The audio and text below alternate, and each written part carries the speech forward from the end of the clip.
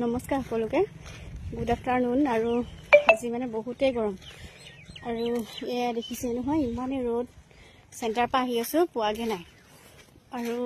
যেহেতু অন্য স্কুলবিলাকৰ গৰম বন্ধ হলে কিন্তু আমাৰ কেন্দ্ৰবোৰৰ গৰম বন্ধ নাই কলেজৰ যিবোৰ ল'ৰা ছোৱালী ধৰি লওক 18-19 বছৰীয়া ল'ৰা ছোৱালীবোৰ গৰম কিন্তু আমাৰ এই কণ শিশুসকল যিবোৰ আছে আমাৰ কেন্দ্ৰত মানে 3 বা 4 বছৰ সেইখিনি মানে গৰম নাই মই মুখ্যমন্ত্ৰী ডাঙৰীয়ালৈ অনুৰোধ কৰিছো তেখেতে যাতে এই বিষয়টো বিবেচনা কৰে আমাৰ কাৰণে নহয় অন্তত কণ শিশুসকল যিবোৰ আছে তেওঁলোকৰ কাৰণে অকমান চিন্তা কৰি যদি আমাৰ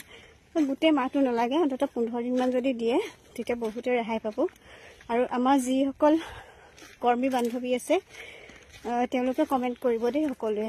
আপোনালোকৰ গৰম বন্ধ লাগে নে নালাগে তেতিয়া আজিলে ভিডিঅটো ইমানতে সামৰিছো